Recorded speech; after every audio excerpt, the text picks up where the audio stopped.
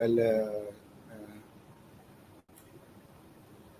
सुफियान भाई बताए, जरा स्क्रीन अगर शेयर किया तो दिल लगा रहता है, तो उसको ही फॉलो करते हैं।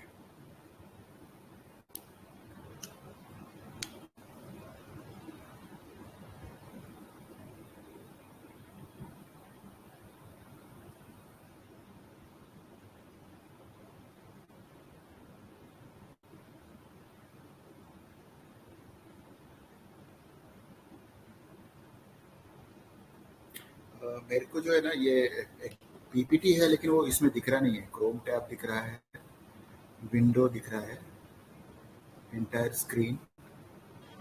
पीपीटी कैसे शेयर करेंगे? एंटायर स्क्रीन ट्राई करो। नीचे वीडियो दिख रहा है ना?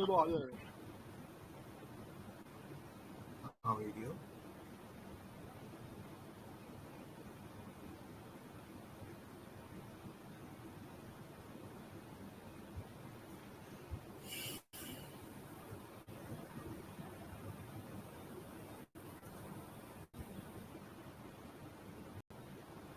स्क्रीन आ गया भाई, चला गया। स्क्रीन आया, लेकिन उसमें जो मैं पीपीटी दिखाना चाह रहा हूँ वो उसमें नहीं दिख रहा है। दिख रहा था। पीपीटी आई थी जुबैर भाई, आके चलेगी। पीपीटी आई थी, आके चलेगी। सर जुबैर भाई, ये सेशन रिकॉर्ड हो रहा है क्या? जी शहबाज भाई कर रहे होंगे ना? जी सर। शहबाज भाई रिकॉर्ड कर रहे, लेकिन हाँ, तो मैं एक ये क्वेश्चन पूछा था कि हमारा जो सेशन है वो है how to find a multi bagger stock. अब इस कॉल में काफ़ी सारे लोग जो है एक्सपीरियंस वाले हैं, काफ़ी सारे नए लोग हैं, तो हर एक का अपना अपना एक एक्सपीरियंस है मल्टी बैगर को लेके। तो स्टार्ट करने से पहले मैं ये पूछूंगा कि आपको क्या लगता है कि एक मल्टी बैगर स्टॉक के अंदर क्या चीज़ें होती है, क्या क्वालिटी होती है जिसकी वजह से वो मल्टी बैगर बनता है? आप बता सकते हैं आपके एक्सपीरियंस के हिसाब से।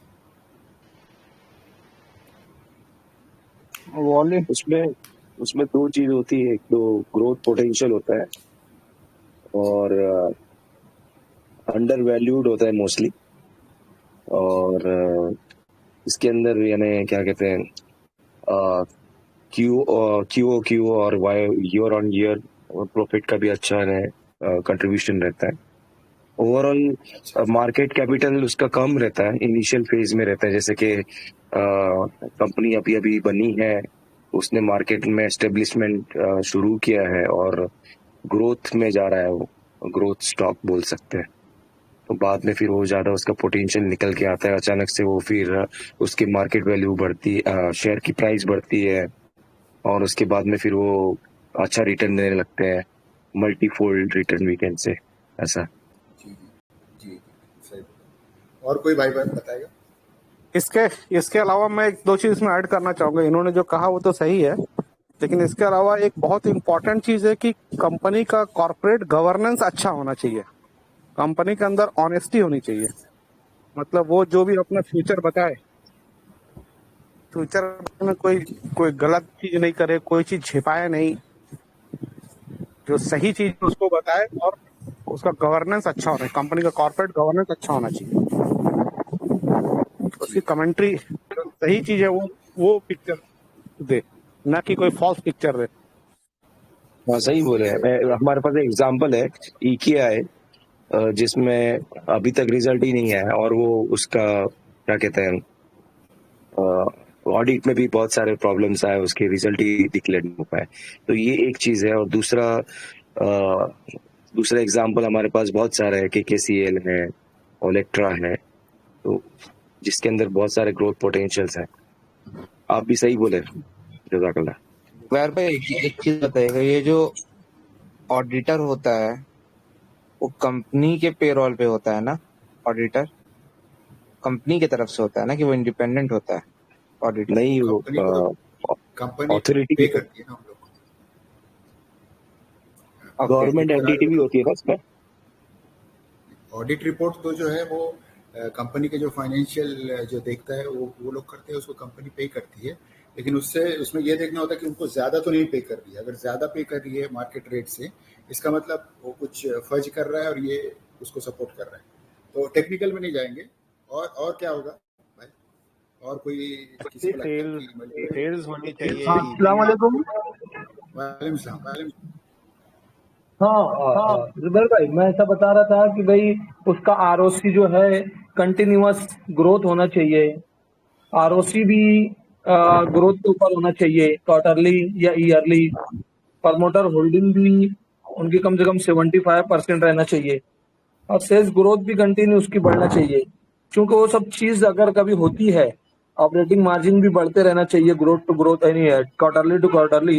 तो वो सब चीज प्राइस के ऊपर इफेक्ट करती है, तो इसलिए प्राइस बढ़ते हैं। तो प्राइस जब बढ़ेगी तो वो खुद ब खुद मल्टीप्लिकेटर हो जाएगा। जी सही बोला। तो ये सारे एक उसके ये है सप्लीमेंट है कि जो जिसकी वजह से एक शेयर स्टॉक जो है कंपनी जो है मल्टी बैगर बनती है। तो जितने भी पॉइंट्स है वो सब वैलिड है। मैं सिर्फ एक पॉइंट के ऊपर आज बात करूंगा, वो आगे मैं स्लाइड्स में आपको बताऊंगा कि कंपनी को किस नज़रिए से देखना चाहिए। असल में हम आज नज़रिए के ऊपर ही बात भी करेंगे, ना कि फार्मूलाज और ये फंडामेंटल के जो फार्मूलाज रहते हैं या टेक्निकल रहते हैं उस पर हम नहीं बात करेंगे, लेकिन थोड़ा टच करेंगे उसके चलते। तो सबसे पहली चीज़ है कि हमको learn every day but specially from the experience of others it's cheaper. यानी हमको क्या करना है, सबसे पहले तो हमको उन लोगों से सीखना है जिनके पास एक्सपीरियंस है, जो ऑलरेडी वो उस जगह पे चले गए। हम बोलते हैं कि भाई हमको कहीं जाना है तो हम किससे पूछते हैं कि जो पहले ऑलरेडी वहाँ जाके आया है। इससे क्या होता है कि आपको हम ईजी हो जाता है आपके जर्नी। अब यहाँ पे क्या बोल रहा है लास्ट में कि इट्स चीपर यानी अगर आप नहीं सीखोगे दूसरों के एक्सपीरियंस से तो उसकी कॉस्ट आपको पे करना पड़ेगी। फॉर एग्जाम्पल, अभी सब लोग बोलते हैं कि जब ओवरऑल मार्केट डाउन ट्रेंड में होता है तो आप लॉन्ग के ट्रेड मत लो। एक जनरल हर कोई ट्रेडर ये बोलता है, एक्सपीरियंस ट्रेडर।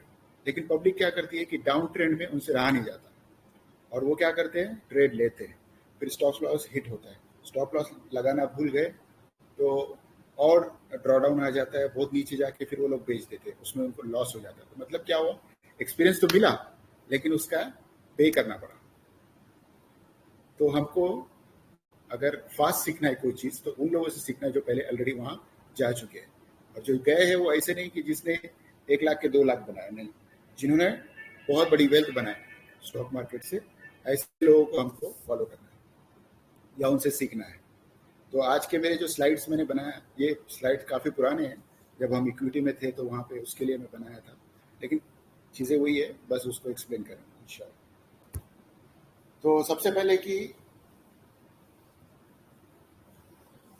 इन्वेस्टिंग, अभी कई सारे ऑप्शंस हैं, लेकिन हम क्या चूज़ किए, स्टॉक मार्केट चूज़ किए जो हम डेली डिस्कस करते हैं।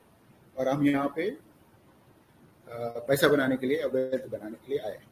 तो इसमें 2 चीज़ें है कि भाई इन्वेस्टिंग है, लॉन्ग टर्म इन्वेस्टिंग है, एक टेक्निकल है। तो आज का जो है हमारा जो है इन्वेस्टिंग का है। इन्वेस्टिंग के अंदर क्या है कि आप एक दिन में या एक नाइट में करोड़पति नहीं बन जाएंगे, इसमें थोड़ा टाइम देना पड़ता है। ये इन्वेस्टिंग की खासियत है, इसमें थोड़ा टाइम देना पड़ता है, इसमें थोड़ा पेशेंस देना पड़ता है और ये वक्त के साथ डेवलप होता है। अब जो लोग नए हैं यहाँ पे, उनको ये चीज़ कुछ साल के बाद समझ में आएगी।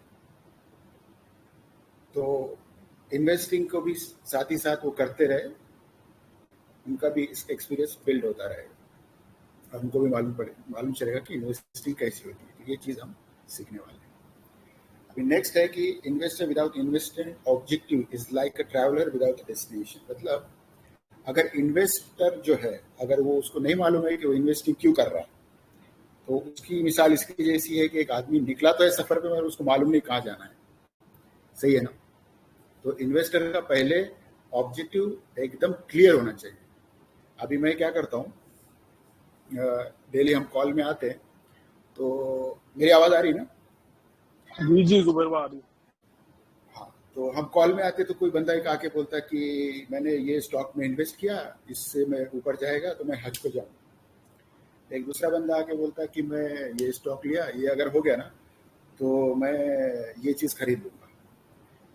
यहाँ तक कि एक दिन एक बंदा हम सुने कि वो बोल रहा था कि मैंने एक स्टॉक खरीदा, इसका टारगेट मेरा इतना है, और ये जब यहाँ रीच हो जाएगा ना तो मैंने एक नया ऑफिस लिया, वहाँ पे मेरे को टेबल चेयर लेना है और मेरे ऑफिस को पेंटिंग करना है। तो ऐसे ऑब्जेक्टिव है, ऐसे गोल है, तो आप सोचिए क्या वो आदमी वेल्थ बना सकता है? क्योंकि हम लोग किस लिए आए? वेल्थ बनाने के लिए आए। तो हमको एक लॉन्ग टर्म और बड़ी वेल्थ बनाना है, इसके लिए हम इन्वेस्टिंग में आए, स्टॉक मार्केट में आए या इन्वेस्टर बने। सही बोल रहा हूँ मैं? जी जी जी, तो ये गोल पहले क्लियर होना चाहिए।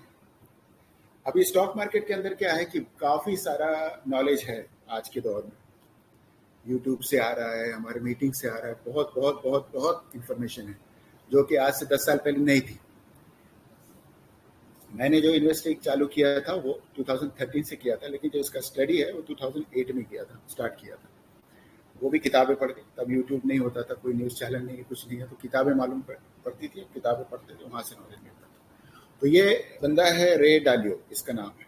ये एक सक्सेसफुल इन्वेस्टर है और हेज फंड मैनेजर है। इसका नेटवर्क अराउंड 19 बिलियन है। ये बंदे ने काफ़ी बार बैंकरप्ट हुआ, फिर से उसने अपना फंड को खड़ा किया। तो उस बंदे का बोलना है कि अगर स्टॉक मार्केट में हमको अगर पैसा बनाना है तो हमको इंडिपेंडेंटली सोचना है, मतलब अपने को अपनी सोच डेवलप करना है। सबसे सीखते हुए हमको अपनी सोच डेवलप करना है। और उसके बाद उसने आके एक वर्ड लिखा, and be humble. Be humble बोले तो ईगोइस्ट नहीं होना है।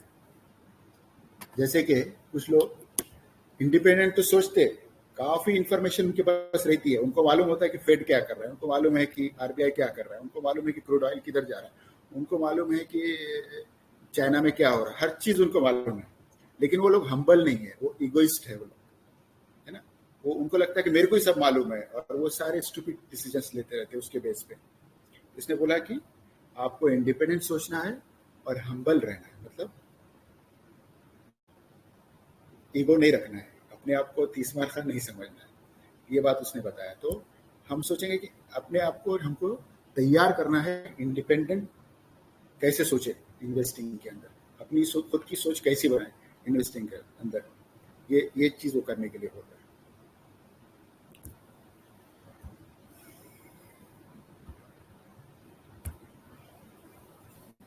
अभी ये एक दूसरा इन्वेस्टर है, इनका नाम है पीटर लिंच। इसका फेटिलिटी बोल के एक फंड हुआ करता है अभी शायद, तो काफी उन्होंने उसके लिए पैसा बनाया, अभी रिटायर्ड है। तो इनका बोलना है कि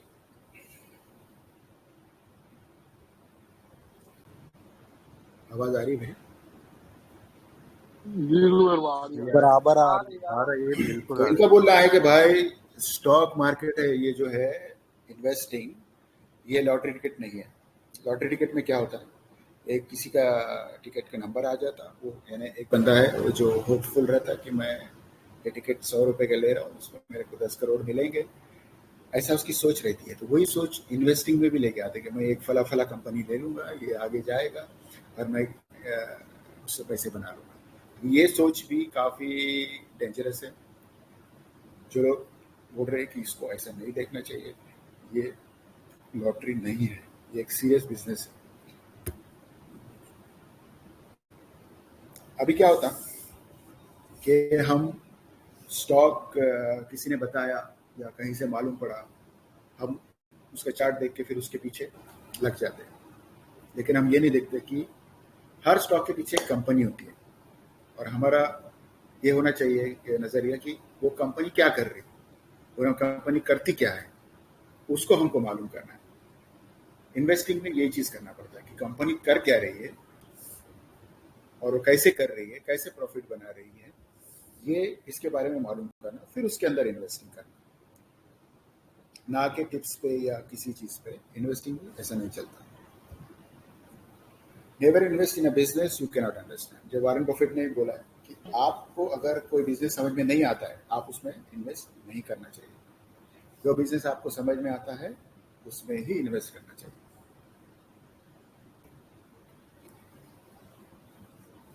अब ये क्या बोल रहे हैं कि एक आम आदमी है, वो आम आदमी क्या करता है, अगर एक आम आदमी भी है वो थोड़ी सी रिसर्च कर ले, अगर वो थोड़ी सी रिसर्च कर ले तो वो अच्छे अच्छे को पीछे छोड़ सकता है।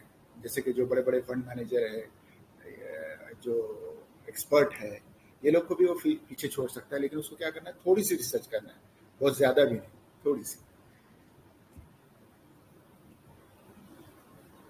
अभी क्या हो रहा है कि मल्टी बैगर, हम बोलते कि मल्टी बैगर हमको रिटर्न क्यों नहीं मिल रहा। हम क्या करते हैं कि एक स्टॉक खरीदते हैं, अपने पोर्टफोलियो में उसको लेके आते हैं और मालूम पड़ता है कि वो आगे चढ़ रहा है। जब वो आगे चढ़ रहा है तो हम भूल जाते हैं उसको। हम क्या करते हैं, नए स्टॉक ढूंढना चालू करते हैं। जैसे कि मेरे पास 10,000 रुपये, मैंने एक स्टॉक लिया और वो आगे जा रहा है। अब मेरे पास फिर से 10,000 रुपये आए, तो मैं क्या करता हूँ, मेरे पास जो स्टॉक है उसमें मैं अपॉर्चुनिटी नहीं देखता, मैं क्या करता हूँ, नया स्टॉक ढूंढने में लग जाता हूँ और नया स्टॉक के पीछे पड़ जाता हूँ। तो ये क्या बोल रहे हैं कि the best stock to buy is one you already own, यानी सबसे अच्छा स्टॉक वो है खरीदने के लिए जो आपके पास ऑलरेडी है, यानी एक ऑलरेडी आपके पास एक शेयर है और वो आगे जा रहा है। सही है। इसलिए बहुत से लोगों के मल्टीबैगर छूट जाते हैं, या फिर उनको अच्छे कंपनीज उनके हाथ लगती है लेकिन उनके उसमें इन्वेस्टमेंट काफी छोटा रहता है। सही है, इसके लिए वो अच्छे रिटर्न्स नहीं बना पाते। दूसरी चीज, अगर हम ये नहीं करेंगे, हमारे पास जो अच्छे स्टॉक है उसमें हम इन्वेस्ट नहीं करेंगे तो हमारा डाइवर्सिफिकेशन बढ़ जाएगा, यानी हमारे पोर्टफोलियो में काफी सारे स्टॉक्स आ जाएंगे, यानी कॉन्सेंट्रेटेड पोर्टफोलियो नहीं रहेगा हमारा।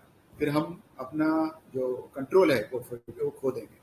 तो इसके लिए जो स्टॉक चल रहे हैं उसमें हमको अपॉर्चुनिटी ढूंढना है फिर से एंटर होने के लिए, और वो हमारे ऑलरेडी हमारे पोर्टफोलियो में है, हमने उसका रिसर्च किया हुआ है। जैसे कि फॉर एग्जाम्पल एक कंपनी है XYZ, आपने उसका रिसर्च किया 1 महीना और आपको मालूम पड़ा कि हाँ ये कंपनी बहुत बढ़िया है और इसका मैनेजमेंट ट्रस्टवर्दी है और इसके फंडामेंटल्स बहुत अच्छे हैं, ये कंपनी के प्रोडक्ट्स का रिक्वायरमेंट मार्केट में बहुत है, कस्टमर अच्छे, सेल्स अच्छे, अर्निंग्स अच्छी, हर चीज अच्छी है, आपको रिसर्च आपने ऑलरेडी किया है, तो ये स्टॉक जो है ये ऊपर जाते वक्त आपको कई सारी अपॉर्चुनिटी देता है।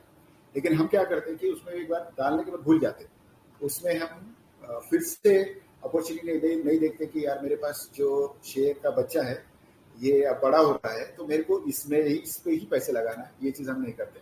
हम कई सारे स्टॉक ढूंढने लग जाते हैं और फिर डाइवर्सिफिकेशन हो जाता है और फिर 1000 इधर, 500 उधर, 1000, ये इस तरह से सारा हमारा पैसा जो कैपिटल है डिस्ट्रीब्यूट हो जाता है। तो इस चीज़ से बचने के लिए बोल रहे हैं।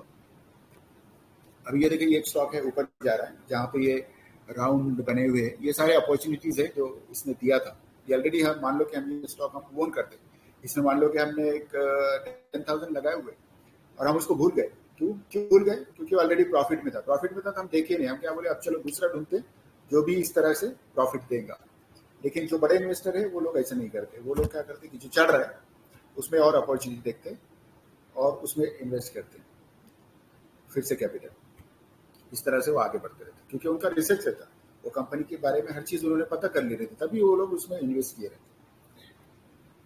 तो ये जो ऊपर जाने वाले स्टॉक्स है, ये क्या क्यों हमको इसमें अपॉर्चुनिटी मिलती है? क्योंकि मार्केट में फ्लक्चुएशन आते हैं, क्योंकि मार्केट जो है वो साइक्लिकल वे में चलता है, वो स्ट्रेट लाइन में नहीं चलता है, उसमें कभी वॉर आ जाता है, कभी कुछ आ जाता है, कभी कुछ आ जाता है।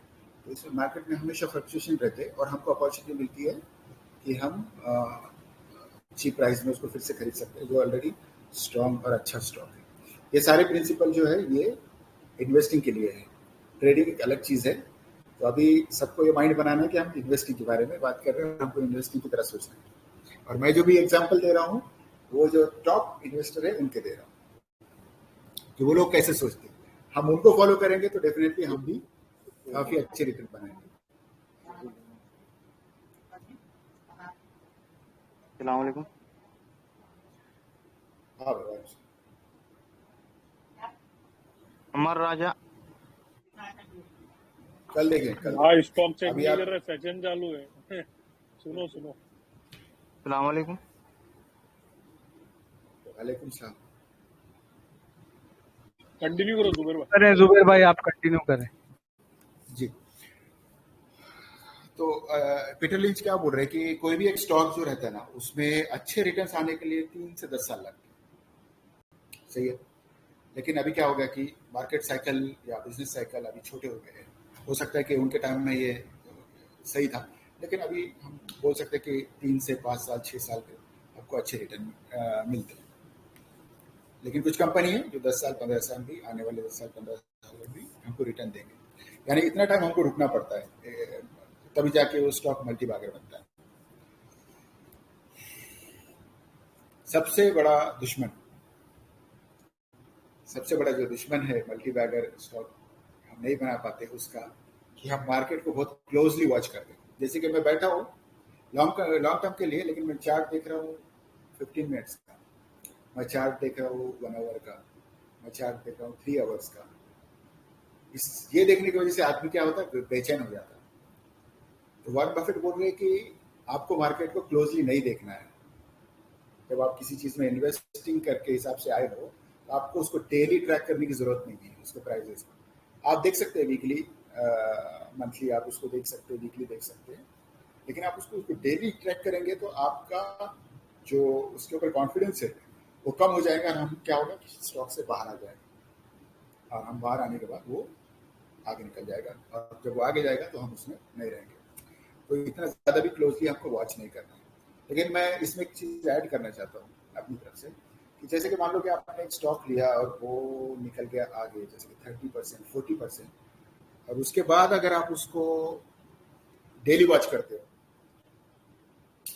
तो आपको क्या दिखेगा कि यार मेरा स्टॉक जो है ना एक 40% 50% या 100% आ गया, और मैं देखा कि आज मेरा स्टॉक 3% आगे गया, तो मैं क्या करूँगा, जाके उसको चेक करूँगा। मेरे को अच्छा लगेगा यार मेरा स्टॉक जो है 3% आगे गया, और इमीडिएटली मेरे जो प्रॉफिट इस दिन का प्रॉफिट जो है 4,000 5,000 दिखा रहा है। जब अच्छा लगेगा, देखिए जो इनिशियल स्टेज में जब रहता है स्टॉक 10% 20% रहता है, और आप उसको डेली में उसको ट्रैक कर रहे हैं और 3 आवर्स का चार्ट देख रहे हैं, तो फिर हम उसमें से हमारे पास काफ़ी रीजंस रहेंगे उसमें से बाहर निकलने। सही है। तो stock market is the biggest distraction to business of investing, ऐसा एक जगह वॉरेन बफेट ने बोला कि stock market is the biggest distraction for the business of investing.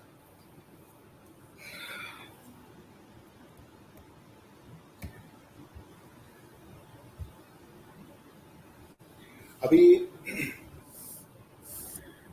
हर किसी को मालूम है कि भाई इन्वेस्टिंग करना है तो फंडामेंटल जानना जरूरी है, और उसके अंदर फॉर्मूले होते हैं, ये होते हैं, रॉकेट बहुत बड़ा रॉकेट साइंस होता है। ये ऐसा कुछ नहीं है, इतना बड़ा रॉकेट साइंस नहीं है।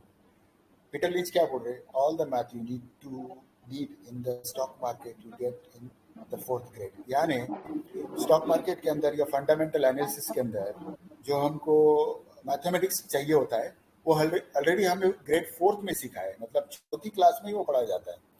क्योंकि जितना भी फंडामेंटल एनालिसिस होता है बैलेंस शीट का या उसके फाइनेंशियल रिपोर्ट्स का, उसके अंदर प्लस माइनस मल्टीप्लिकेशन डिवीजन, बस इतना ही होता है, इससे ज़्यादा कुछ नहीं होता है।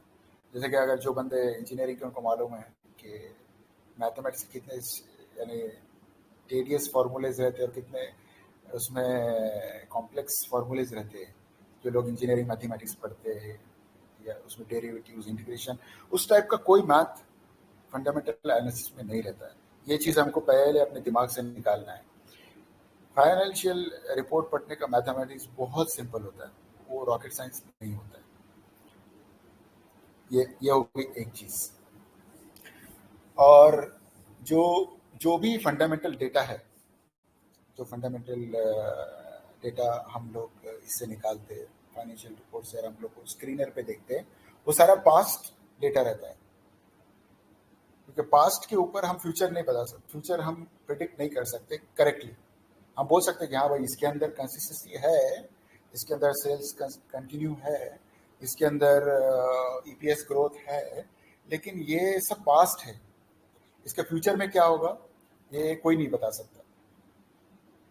लेकिन हम क्यों देखते फंडामेंटल, जैसे कि हम मार्केट में जाते हैं, मार्केट में जाने के बाद मान लो कि हमको आम खरीदना है, तो आम खरीदने के लिए हम क्या करते हैं कि चेक करते हैं, बड़ी सी बास्केट के अंदर आम रखे हुए, तो हम उसको टच करते हैं, उसको चेक करते हैं, हाँ ये वाला अच्छा है, ये वाला अच्छा है, ये नहीं चाहिए, ये कच्चा है।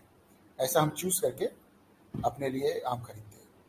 तो बैलेंस शीट भी वैसे ही है, जो स्क्रीनर पे हम लोग देखते हैं डेटा, उससे क्या है कि हमको मालूम पड़ता है कि पक्का आम कौन सा है, जो उसके अंदर कंसिस्टेंसी रहती है उसके नंबर्स के अंदर। तो इससे हमको मालूम पड़ता है कि जब उसके सिमिलर कंपनीज, मान लो कि 4-5 कंपनीज है फॉर एग्जांपल, जैसे कि कंज्यूमर गुड्स की कंपनीज है, उसमें 6-7 कंपनियां आ रही है, फिर हम क्या करेंगे कि उसका फंडामेंटल डेटा देख रहे हैं ना, तो हमको समझ में आ रहा है कि ये कंपनी में कंसिस्टेंसी है, मतलब ये पक्का आम है। फिर हम उसके ऊपर रिसर्च चालू करते हैं कि भाई कंपनी क्या करती है, क्या नहीं करती है, उसके कैसा बिजनेस है, ये यहाँ से चालू होता है। तो फंडामेंटल एनालिसिस सिर्फ उसके लिए है कि पक्का आम कौन सा है ये मालूम करने के लिए। उसके बाद भी काफ़ी सारी चीज़ें होती है जो हमको देखना रहता है एक कंपनी को समझने के लिए। तो ये पॉइंट हमारे बैलेंस शीट और फंडामेंटल कैलकुलेशंस इससे रिलेटेड था। अभी जो मैंने स्टार्ट में बोला था कि महबूब भाई से जो मैंने सवाल किया था, उन्होंने बोला कि भाई आपके आसपास देखो क्या हो रहा है और उस पर से आप कंपनीज ढूंढो, आपको ज़रूर मल्टीबैगर उसमें मिल जाएगी। तो ये किताब है, जैसे मैंने पहले बताया कि मैं जब सीखा तो किताबें पढ़ के ही सीखा, यूट्यूब वो सब नहीं था तब। तो ये एक बहुत अच्छी किताब मैंने पढ़ा था। इसमें बोला है कि किताब का नाम है वन अपॉन वॉल स्ट्रीट। अभी ये हिंदी में भी है, क्योंकि मैं जब कोई किताब का नाम बोलता तो बंदे बोलते पूछते हैं, ये लोग पूछते कि भाई ये हिंदी में है क्या, तो ये ऑलरेडी हिंदी में है, आप इसको पढ़ सकते हैं। तो यहाँ पे जो महबूब भाई बात बताई थी वही बात उसके नीचे लिखी हुई है, आप देखिए, how to use what you already know to make money in the market, यानी शेयर बाजार में अपनी जानकारी का प्रयोग धन कमाने में कैसे करें, यानी आपको जो मालूम है ऑलरेडी उसका इस्तेमाल करके धन कैसा कमाएं, इसके अंदर ये बोला हुआ है। अब इसके अंदर इन्होंने क्या बताया कि कुछ एग्जाम्पल दिए उन्होंने कि मैंने ऐसे ऐसे स्टॉक में मिलियंस बनाया जो काफ़ी छोटी थी कंपनीज, जिनकी तरफ कोई देखता नहीं था।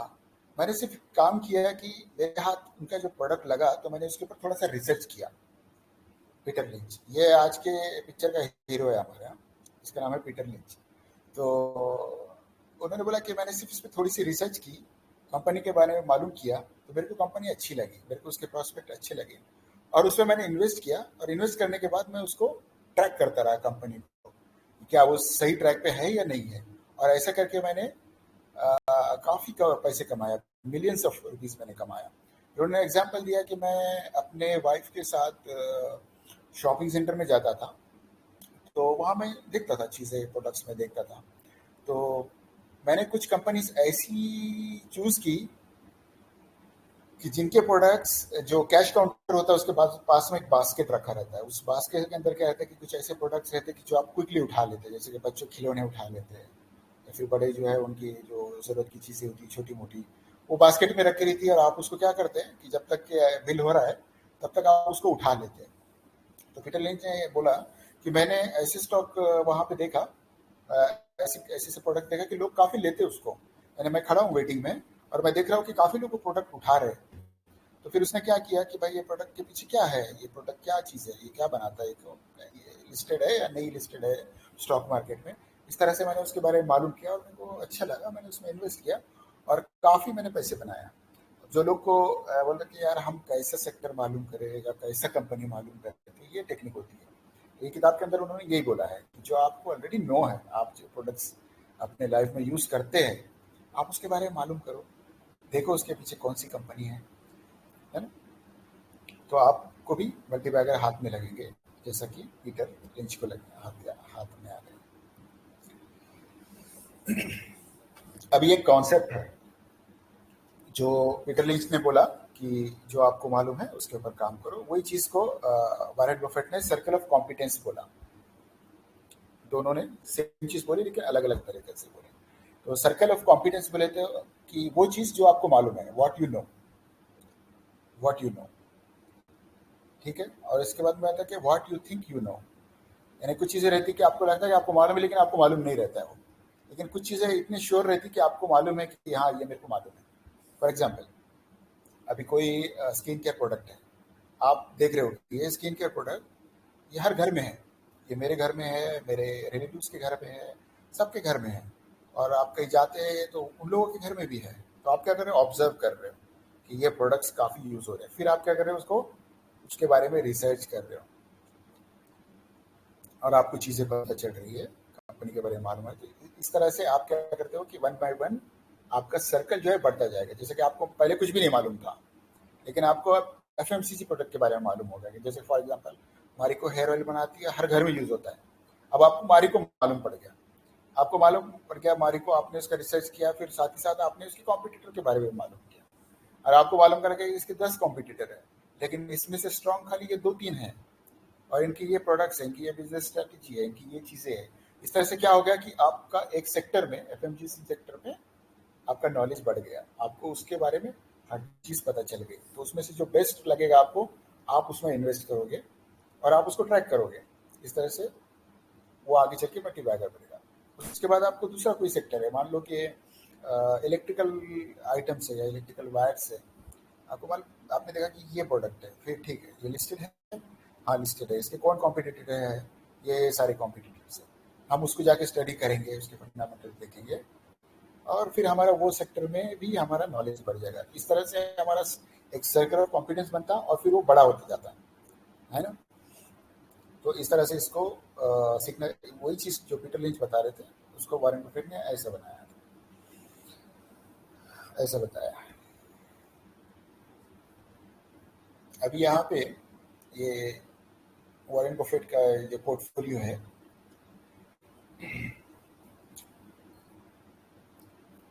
जिस पे हमने पहले भी बात की है कि जो ऑलरेडी हमारे पास स्टॉक्स है और जो आगे जा रहे हैं, तो हमको नए स्टॉक में जाने की ज़रूरत नहीं है। जो चल रहे हैं वो हमको कई बार अपॉर्चुनिटी देंगे और उसमें बैठे रहेंगे। इस तरह से वो मल्टीबैगर बनेगा और हम काफ़ी पैसे उसमें कमाएंगे, और इस तरह से हम डाइवर्सिफिकेशन से भी बच जाएंगे। तो अभी यहाँ पे देखिए कि जो ये जो वॉरेन बफेट का पोर्टफोलियो दिख रहा है, ये उसका ऑलमोस्ट 80 to 90% मेरे हिसाब से पोर्टफोलियो है, जिसमें से 10 स्टॉक है।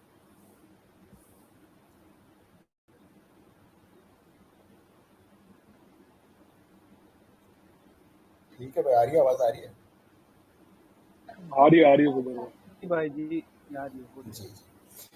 तो अभी इसमें से वॉरेन बफेट का जो मैक्सिमम, ये सबसे यानी बड़ा इन्वेस्टर है दुनिया का, आप देखिए उसके पास जो टॉप उसके होल्डिंग है 90%, वो सिर्फ 10 स्टॉक में है। अब इसकी एक स्टोरी देखो, ये जो कोको कोला है ना, कोको कोला वॉरेन बफेट ने लिया था, तो उसको भाई सवाल पूछे कि भाई आपके टाइम जब कोको कोला आप ले रहे थे, तो उस टाइम में दूसरे भी काफ़ी कंपनी थी, जैसे कि मैकडोनल्ड्स था, वॉलमार्ट था, और भी सारे बिजनेसेस थे जो जो कि सिमिलर मर्चेंडाइज में है, पेप्सी था, आपने कोको कोला ही क्यों लिया? तो उन्होंने बोला कि कोको कोला जो है, ये उसने कंपेयर करके बताया, जैसे कि मैकडोनल्ड है और कोको कोला है, तो आप कितने बर्गर खा सकते हो एक दिन में? जैसे कि मान लो आपने ब्रेकफास्ट में बर्गर खाया मैकडोनल्ड से, उसके बाद आपने आफ्टरनून में खाया, आप शाम में खाओगे क्या? नहीं खाओगे। लेकिन उसी जगह अगर कोको कोला है, आप हर 2 घंटे के बाद, 1 घंटे के बाद भी उसको पी सकते हैं। समझ रहे आप? तो इसका कंजम्पशन ज़्यादा है, लोग इसको ज़्यादा बाय करेंगे, इसके लिए कंपनी को रेवेन्यू ज़्यादा आएगा और वो कंपनी ग्रो होगी। एक सिंपल उन्होंने एग्जांपल दिया था, इसके लिए मैंने कोको कोला बाय किया।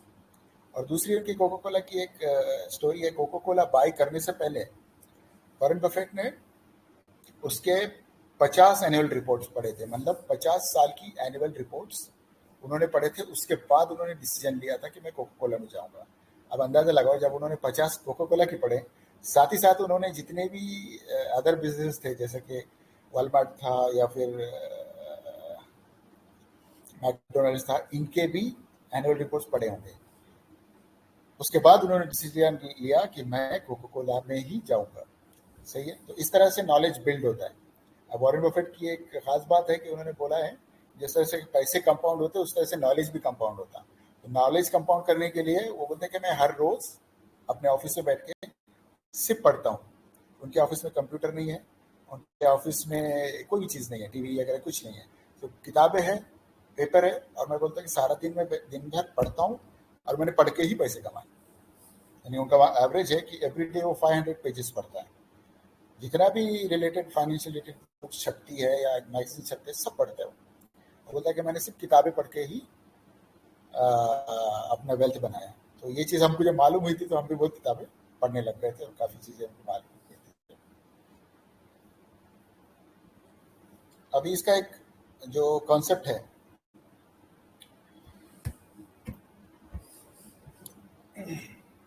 ये इसको बोलते हैं मोट।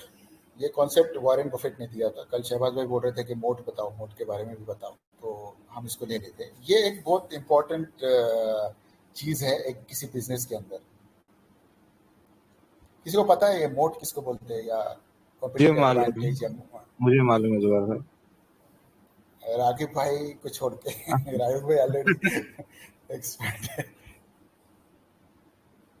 ये हर किसी को मालूम है, लेकिन एज ए वर्ड मोट बोल के ये चीज़ ऐसा मालूम नहीं होगी, लेकिन जो कॉन्सेप्ट है वो लगभग हर किसी को मालूम है। तो वॉरेन बफेट जो इन्वेस्टिंग करते हैं वो मोट के ऊपर ही इन्वेस्टिंग करते हैं। मोट, उसका दूसरा उसको बोलते हैं कॉम्पिटिटिव एडवांटेज, या फिर उसको बोला जाता है मोनोपोली। ये सब सेम चीज़ है, लेकिन ये जो मोट वर्ड वॉरेन बफेट ने यूज़ किया था वो एक जैसे खीला होता है, कोई खीला होता है, उसके बाजू में क्या करते हैं कि भाई पानी डाला हुआ रहता है, इसके अंदर ऊपर से तेल वगैरह डालते हैं वो लोग, ताकि कोई दुश्मन मगरमच्छ भी डाल देते हैं, मगरमच्छ डाल देते हैं उसमें, पिराना डाल देते हैं जो कि इंसान को खाते हैं, या कोई दुश्मन अगर आने की कोशिश करेगा उसको खाते हैं। सेम चीज़ उन्होंने बोले कि बिजनेस के अंदर भी होता है कि जो कुछ बिजनेसेस जो रहते हैं वो हाई मोट बिजनेस रहते हैं, यानी उनका काफ़ी ज़्यादा कॉम्पिटिटिव एडवांटेज उनके पास बहुत ज़्यादा रहता है कि दूसरा कॉम्पिटिटर वहाँ आ ही नहीं सकता। जब वो आ नहीं सकता तो ये मोनोपोली हो जाती। मोनोपोली हो जाती मतलब ये बिजनेस डूब नहीं सकता। ये बिजनेस लॉन्ग टर्म में सिर्फ पैसा ही छापता रहेगा, ये पैसे छापने की मशीन बन जाता है ये बिजनेस। तो हमको ऐसे बिजनेसेस ढूंढना है। जैसे फंडामेंटल में मैंने जो स्टार्टिंग में सवाल पूछा था कि भाई कंपनी को मल्टीबैगर बनने के लिए क्या चाहिए, तो जो भी चीज़ें हम डिस्कस करें उस टाइम में, उसके साथ साथ ये बहुत इंपॉर्टेंट चीज़ है, ये बिजनेस के अंदर होना चाहिए, तभी जाके बिजनेस मल्टीबैगर बन सकता है। हम देखेंगे एक शॉर्ट उसके ऊपर कि कैसे कैसे यानी लोगों के पास कॉम्पिटिटिव एडवांटेज है, बिजनेस के पास का कॉम्पिटिटिव एडवांटेज है, वो मैं थोड़ा आगे बताऊंगा।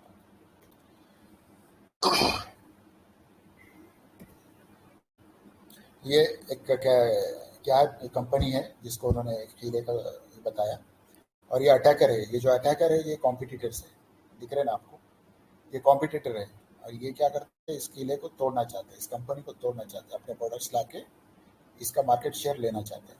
सही है। तो जो मोट रहता है वो प्रोटेक्शन देता है कॉम्पिटिटर से, ऐसा कॉन्सेप्ट उन्होंने बताया। ठीक है। इसके लिए हमको कंपनी के अंदर कॉम्पिटिटिव एडवांटेज, मोनोपोली या मोट होना बहुत ज़रूरी है, तभी जाके वो बिजनेस ग्रो होता रहता है, उसके प्रॉफिट बढ़ता रहता है, उसकी अर्निंग्स बढ़ती रहती है, उसके ईयर आफ्टर ईयर उसके रिजल्ट अच्छे आते हैं, और उसमें लोग इन्वेस्टेड रहते हैं, और लोग इन्वेस्टेड रहते हैं, इसके लिए प्राइस उसका हमेशा ऊपर जाता है, कोई उसमें से निकलना नहीं चाहता। ये सेम चीज़ है।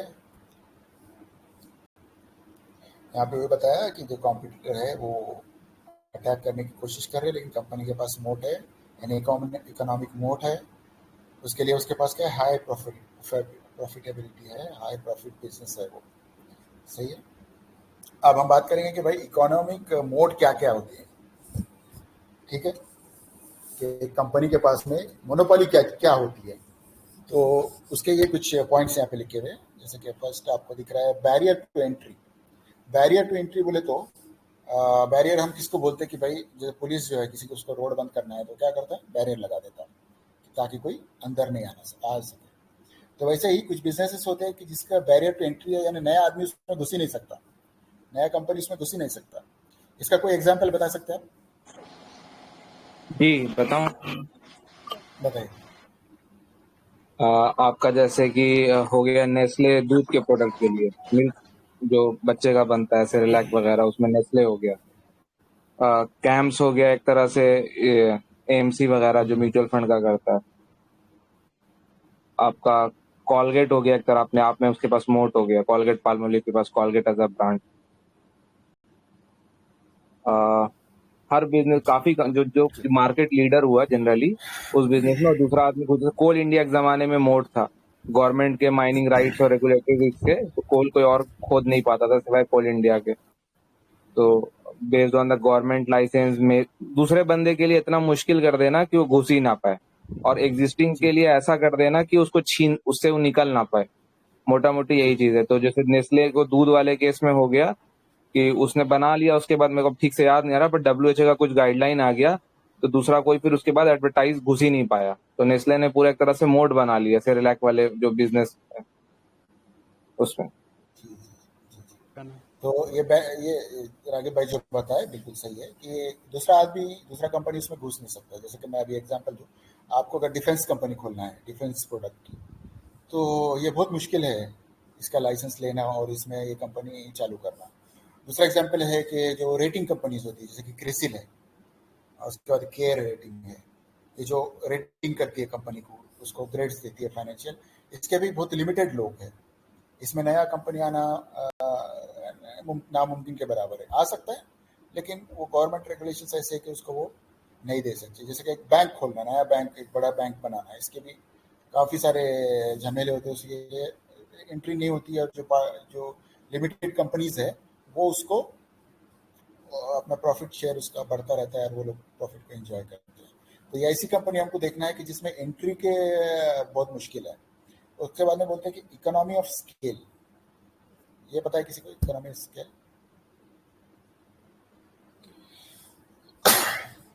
जी, बोलिए।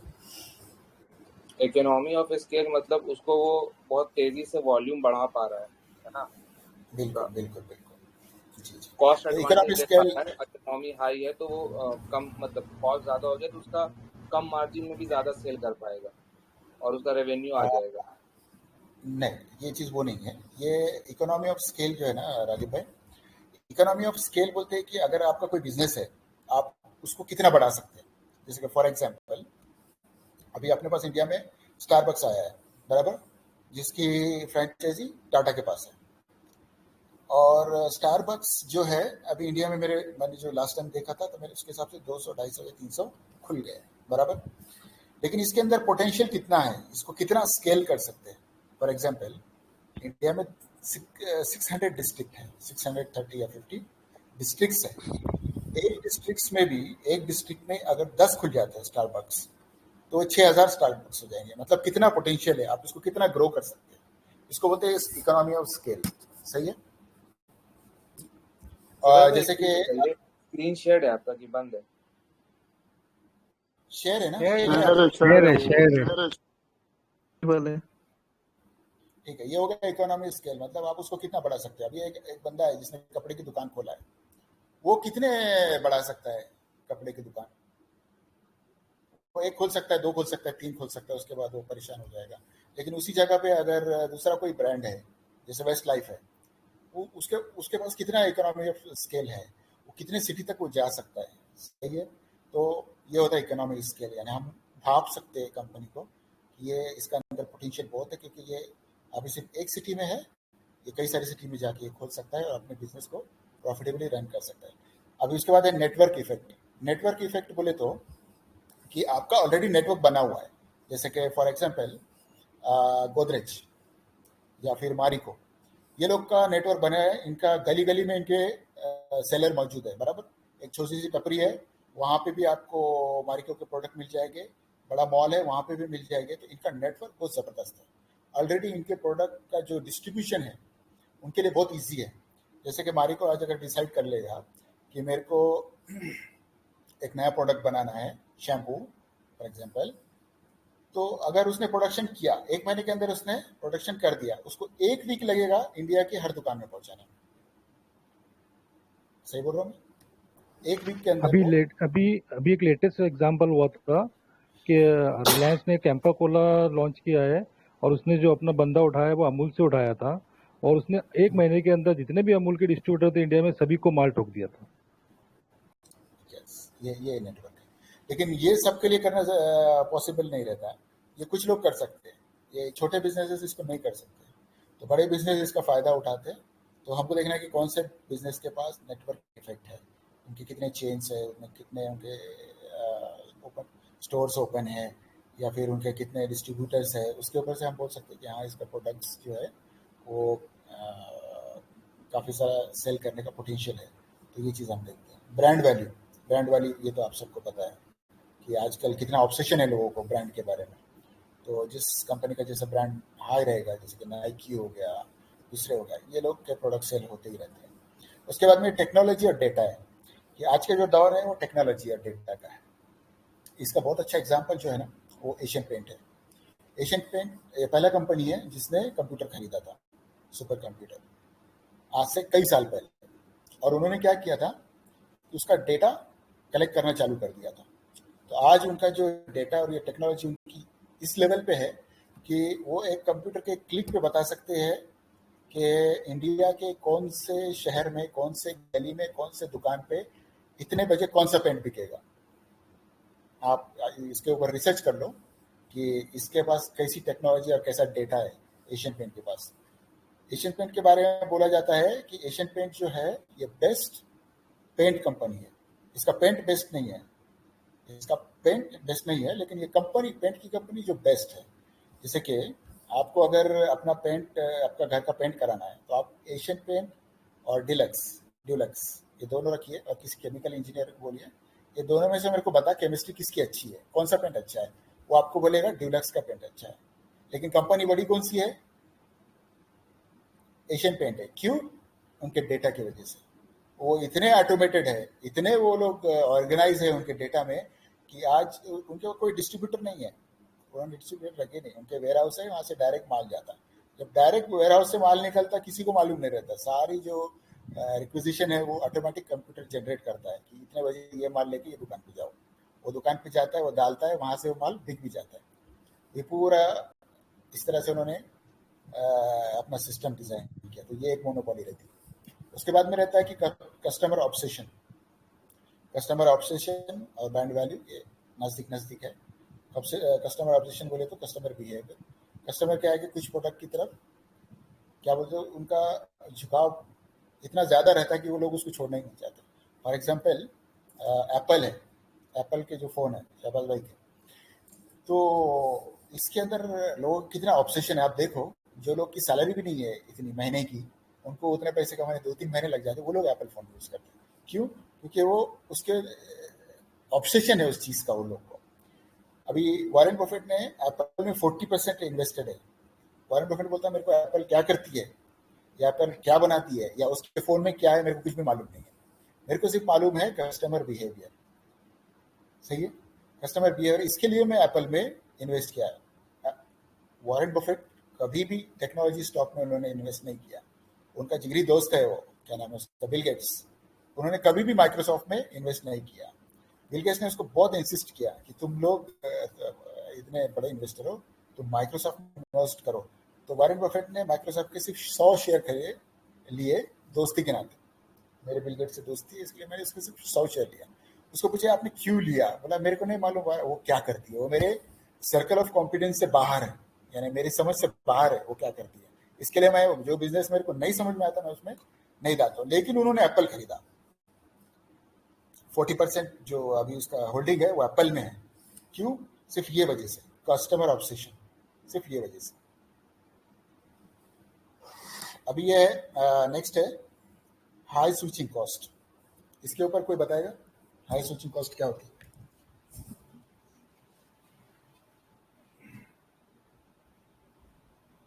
मेरे को लगता है कि अगर कोई क्लाइंट जैसे है जिसका प्रोडक्ट यूज कर रहा है, अगर वो चाहता है कि दूसरी कंपनी का प्रोडक्ट यूज करे तो उसको बहुत महंगा पड़ जाएगा स्विच करना। जैसे कि SAP शायद है या बहुत से कुछ ऐसे प्रोडक्ट है जो भी उसके कस्टमर है वो चेंज करने में उसको बहुत मुश्किल है, मतलब उसको बहुत ज्यादा पैसा इन्वेस्ट लगेगा उसको बदलने में। एग्जैक्टली बिल्कुल सही। यानी स्विचिंग कॉस्ट होती है, स्विचिंग जो वर्ड है कि भाई चेंज करना। जैसे कि अभी मान लो कि आप कोलगेट का टूथपेस्ट यूज करते हैं। 100 रुपये का आपने टूथपेस्ट लाया, आपको अच्छा नहीं लगा या आपको पसंद नहीं आया, आप क्या करेंगे नेक्स्ट टाइम? आप जाके पेप्सोडेंट का लेके आ जाएंगे। आपको भी पसंद नहीं है, आप जाके 100 रुपये लेके वीको के लेके आ गए। इसमें क्या है, स्विचिंग कॉस्ट जो है बहुत ईजी है। इसके लिए ये जो बेस्ट बिजनेस है, ये लोग को बहुत ऐड देना पड़ता है ताकि कस्टमर को अट्रैक्ट किया जाए, क्योंकि उनके पास स्विचिंग कॉस्ट कम होने की वजह से कस्टमर को टिका के रखना बहुत मुश्किल है। इसके लिए उनको कंटिन्यूस अपने ऐड देते रहना पड़ता है, स्कीम्स देते रहना पड़ता है, एक पे एक फ्री देते रहना पड़ता है। लेकिन आप सोचो, किसी कंपनी का स्विचिंग कॉस्ट बहुत ज़्यादा है, जैसे कि राजू भाई ने बोले। फॉर एग्जाम्पल टीसीएस क्या करता है कि लोगों के लिए सॉफ्टवेयर डिज़ाइन करता है। अब टीसीएस बैंक ऑफ अमेरिका के सॉफ्टवेयर डिज़ाइन कर रहा है फॉर एग्जाम्पल, और उसने काफ़ी सारे सॉफ्टवेयर लगा दिया पूरे अमेरिका के, बैंक ऑफ अमेरिका के जितने भी ब्रांचेस है सब, जहाँ पे टीसीएस के सॉफ्टवेयर लगे हुए हैं ऑलरेडी, और वहाँ से उनको मंथली रेंटल उसका आता रहता है, मेंटेनेंस कॉस्ट उसका आता रहता है। तो ये क्या होगा, एक कंटिन्यूस रेवेन्यू हो गया कंपनी के लिए। क्यों? क्योंकि बैंक ऑफ अमेरिका को अगर टीसीएस को हटाना है और टेक महिंद्रा को देना है, इसके अंदर बहुत बड़ा कॉस्ट इन्वॉल्व है, बहुत सारे सिक्योरिटी थ्रेट्स है। ये इतना इजी नहीं है, आप उसको निकाल के बाहर नहीं रख सकते, आप टेक महिंद्रा को अंदर नहीं ला सकते, इजीली नहीं ला सकते। जो काम आप पेस्ट में कर सकते हैं वो काम आप सॉफ्टवेयर में नहीं कर सकते। मैं एक जस्ट एग्जांपल दे रहा हूँ, सही है? जुबेर भाई एक बार स्क्रीन आपका बंद करके चालू करो ना, पब्लिक को दिख रही नहीं है।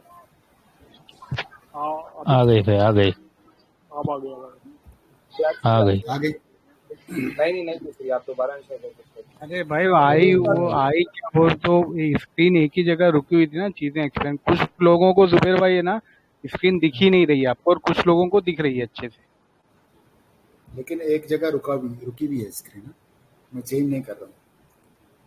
जी उसके बावजूद भी जो है ना कुछ लोगों को नहीं दिख रही। आप है ना ये डिस्क शेयरिंग स्टॉप करके वापस से शेयर करिए।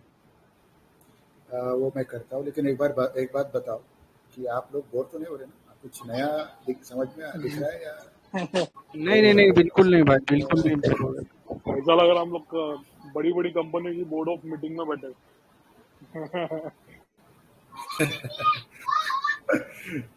दिख रही है स्क्रीन? जी, जिसको नहीं दिख रही वो बताए भैया, जिसको नहीं दिख रही वो बताए। जी नहीं देख रही है, सिर्फ उनका एक ब्लर्ड इमेज दिख रहा है बस, नहीं दिख रही। क्योंकि उनके वहां से प्रॉब्लम होगा, जुबेर भाई के यहाँ से प्रॉब्लम नहीं है, क्योंकि आधे लोग को स्क्रीन दिखना और आधे लोग को नहीं दिखना, इसका मतलब ये नहीं है कि वो टेलीग्राम वगैरह का ग्लिच होगा, बट आधे जन को तो दिख रही है। इसका मतलब ये है कि जिनको नहीं दिख रहा वो रिजॉइन कर ले। हम लोग को दिख रही है भाई, अभी आ गई फिर से। ठीक है, चलो कंटिन्यू करो जुबेर भाई। हाँ, तो ये स्विचिंग कॉस्ट है, हमने देख लिया। और दूसरा है कॉस्ट एडवांटेज। बोस्तों को नहीं दिख रहा है जुबेर भाई, बोस्तों को नहीं दिख रहा है। अच्छा, अभी मुझे भी नहीं शेयर किया, अभी भी नहीं दिख रहा है, अभी नहीं दिख रहा है। अभी मैं तो समझता हूँ गूगल मीट वगैरह में कर लो। दूसरों के वहां से प्रॉब्लम होगा, जिनको दिख रहा है इसका मतलब आपके यहाँ से कुछ प्रॉब्लम नहीं। मैं बोल रहा हूँ कि गूगल मीट पे कर लेते हैं, टेलीग्राम में इशू है। ये ज्यादा जरूरी भी नहीं है भाई, स्क्रीन दिखना ज्यादा जरूरी भी नहीं है। ये जो बोल रहे हैं अगर वही सुन लेंगे वो इम्पोर्टेंट है, वही इनफ है। दूसरा है उसके बाद में कॉस्ट एडवांटेज है।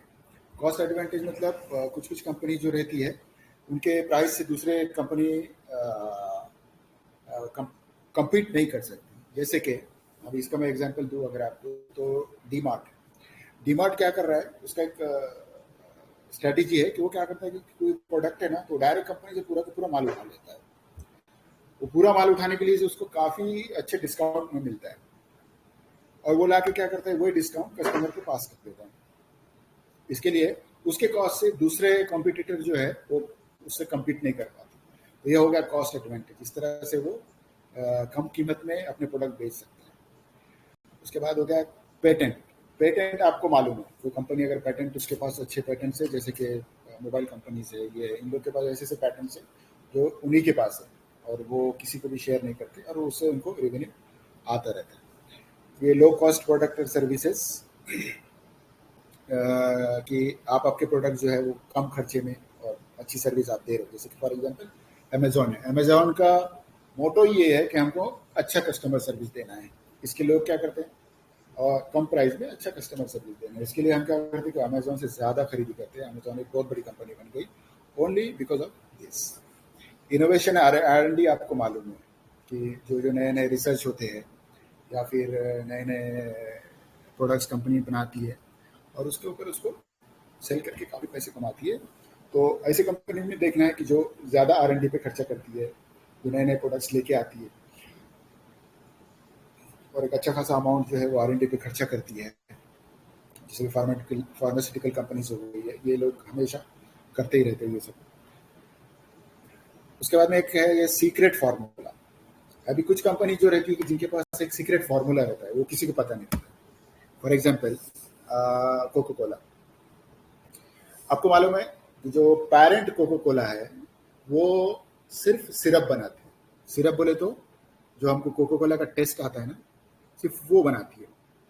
और ये जो है उनका सीक्रेट फार्मूला है, ये सिर्फ 4 लोगों को पता है, हमेशा से सिर्फ 4 लोगों को पता रहता है। यानी एक गया तो वो एक को अंदर लेते हैं और हमेशा ये सिर्फ 4 लोगों को ही मालूम है कि कौन सा आइटम कितना डालना है और वो सिरप बनाना है।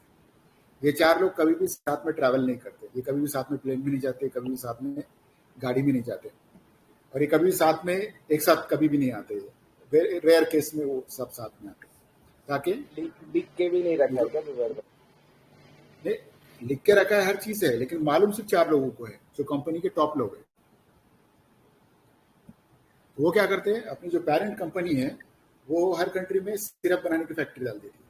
जो पेरेंट कोको कोला है वो सिर्फ सिरप बनाती है और वो सिर्फ टैंकर में भर के वो बॉटलिंग कंपनी जो रहती है, उसकी फ्रेंचाइजी रहती है, वो लोग के यहाँ भेज देते हैं। फिर उनको बता देते कि भाई इसमें शक्कर इतना डालना है, पानी इतना डालना है, सिरप इतना डालना है और गैस इतना डालना है, बॉटल में पैक करके भेज देना है। लेकिन जो सिरप है, जो इसका सीक्रेट फॉर्मूला है, बस वो पेरेंट कंपनी के पास है। तो ऐसे कुछ कंपनी रहती है जिनके पास सीक्रेट फॉर्मूला रहता है। उसके बाद में जो लास्ट है कि यूनिक बिजनेस स्ट्रेटेजी रहती है। कुछ कंपनी की ऐसी स्ट्रेटेजी रहती है कि वो कॉम्पिटिटर्स उसको छूना ना के बराबर रहता है, मतलब वो उसको वो अचीव कर ही नहीं सकते, वो उसको कम्पीट कर ही नहीं सकते। जैसे कि फॉर एग्जांपल अभी हमने इसका लिए थे डीमार्ट का अपना एक बिजनेस स्ट्रेटेजी है। वो बंदा राधाकृष्ण दमानी जो है, उसका एक अपना स्ट्रेटेजी है। वो जैसे कि मैंने बताया, वो क्या करता है कि पूरा माल एक साथ खरीद लेता है कोई भी कंपनी से, उसको लो कॉस्ट में मिल जाता है। दूसरा उसका स्ट्रेटेजी है कि कोई भी इनवॉइस सप्लायर का या वेंडर का आता है डीमार्ट के पास, तो उसका पेमेंट 15 दिन में वो लोग कर देते हैं। ये किधर भी नहीं होता, कोई भी कंपनी में नहीं होता, बहुत मुश्किल से कुछ कंपनी में। तो ये इसका यूनिक बिजनेस स्ट्रेटेजी है। तो मतलब आपने अगर डीमार्ट को कोई सामान दिया तो आपको गारंटी है कि 15 दिन में आपका पैसा आपके अकाउंट में आ जाएगा। इसलिए सप्लायर और जो वेंडर है वो प्रेफरेंस किसको देते हैं, वो अपना सारा माल किसको बेचना चाहते हैं, वो डीमार्ट को बेचना चाहते हैं, क्योंकि उनको तुरंत पैसा मिलता है। वो दूसरों को होल्ड पे रख देते हैं, पहले डीमार्ट को देते। इसके लिए डीमार्ट के पास क्या होता है, उसको कम प्राइस में अच्छा प्रोडक्ट मिलता है और वही डिस्काउंट को लोगों को पास कर देता है। ये एक यूनिक बिजनेस स्ट्रेटेजी है। उसी तरह से डीमार्ट के जितने भी स्टोर्स हैं, मैं ये एग्जांपल दे रहा हूँ, कोई बाइंग सेलिंग नहीं है, रिकमेंडेशन नहीं है, ये हमारे पॉइंट्स को सिर्फ बताने के लिए मैं जितने भी कंपनियों के नाम ले रहा हूँ वो सिर्फ वो पॉइंट्स अपने एक्सप्लेन करने के लिए। ठीक है ना भाई? जी जुबैर। तो यह कुछ बिजनेस स्ट्रैटेजी होती है। जैसे कि अभी हम इसका डीमार्ट, उसके 90% स्टोर जो है वो खुद के हैं, यानी जो प्रॉपर्टी है जो स्टोर बनेंगे, मोर देन 90% उसकी खुद की ज़मीन है, उसका ओनर खुद डीमार्ट है, तो उनका बहुत सा पैसा रेंट में बच जाता है। उसके बाद वो लोग क्या कर रहे हैं कि जितने भी स्टोर है उसके रूफ के ऊपर सोलर पैनल लगा रहे हैं। मतलब जब डे टाइम में स्टोर चालू रहता है, सनलाइट रहता, तो आपको ग्रिड से पावर लेने की जरूरत नहीं है, सोलर से ही पूरा स्टोर चलता है। तो ये सारे यूनिक जो चीज़ें हैं वो लोग करता रहता है, इसके लिए उसका प्रॉफिटेबल है और ग्रोइंग बिजनेस है। तो ये यूनिक स्ट्रैटेजी है। अब इसके अंदर एक और एक पॉइंट था लाइसेंसिंग का, कि कुछ लाइसेंस होते हैं जो कुछ खास कंपनी के पास ही रहते हैं और वो बाद में बंद हो जाते हैं, किसी को इशू नहीं होते। जैसे कि राघव भाई ने बताया नेस्ले का, WHO का उन्होंने ये जो मिल्क पाउडर है इसका लाइसेंस देना बंद कर दिया। इसका लाइसेंस वो किसी को भी नहीं देते, ये बंद हो गया, खाली नेस्ले के पास है। और आप देखिए नेस्ले का जो हेडक्वार्टर है उससे वॉकिंग डिस्टेंस पे WHO का हेडक्वार्टर है। यानी आपको WHO जाना है, आप पैदल नेस्ले से निकल के WHO में जाते हैं। WHO से निकल के डायरेक्ट आप पैदल चल के नेस्ले में आते हेडक्वार्टर में। आप सोचिए कि दोनों की क्या जुगलबंदी है कि नेस्ले ने लाइसेंस ही बंद करवा दिया। सही है। और बच्चे के लिए उसकी माँ का दूध जो है वो बेहतर है।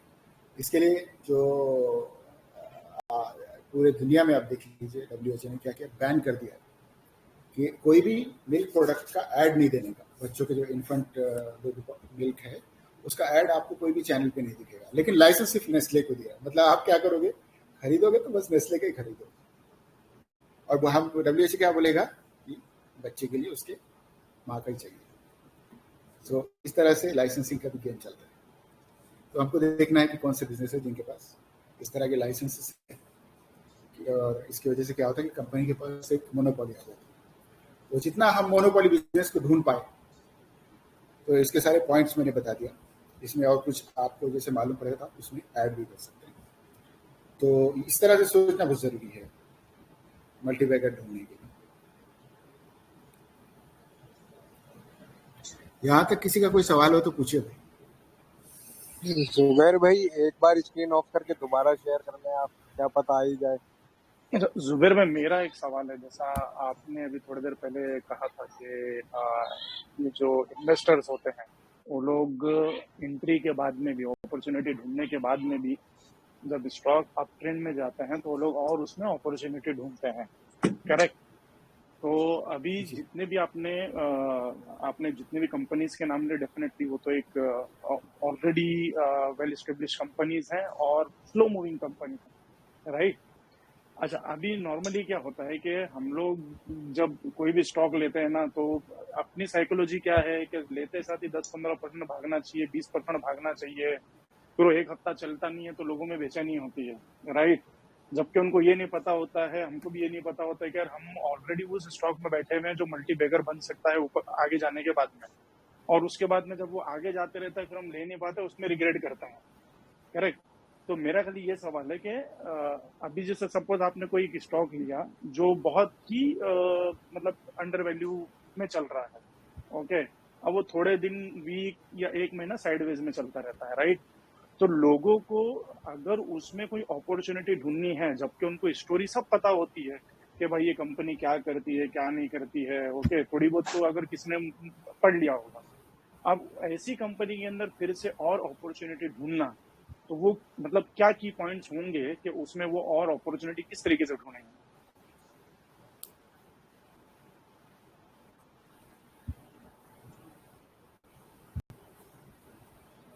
लो जुबैर भाई, हाँ मैंने गलत सवाल पूछ लिया? मेरी आवाज आ रही है क्या? जी आ रही है महबूब भाई। ओके, मैं बोला मैं सवाल दिख रही है स्क्रीन? स्क्रीन दिख रही? किसी को ना दिख रही है तो बताए। खल्ली वल्ली मारो यार स्क्रीन, अभी तो मेरे को भी दिखना बंद हो गई। एग्जिट मार के जब मैं एंट्री मारा, वो छोड़ो, इम्पोर्टेंट वो नहीं है, इम्पोर्टेंट जो बता रहे हैं और जो डिस्कशन हो रहा है वो इम्पोर्टेंट है। वो ठीक है, लेकिन अगर जुबैर पे प्रेजेंटेशन शेयर करना है तो टेलीग्राम पे बेकार है। वो बाद में कर देंगे यार, वो बाद में कर देंगे, छोड़ो। मैं ऑलरेडी जुबैर भाई एक काम करिए ना, आप है ना एग्जिट हो जाइए, मीटिंग बंद करके एग्जिट हो गए, फिर वापस से आप एंटर करके शेयर करिए। एक बार ये कर दीजिए बस।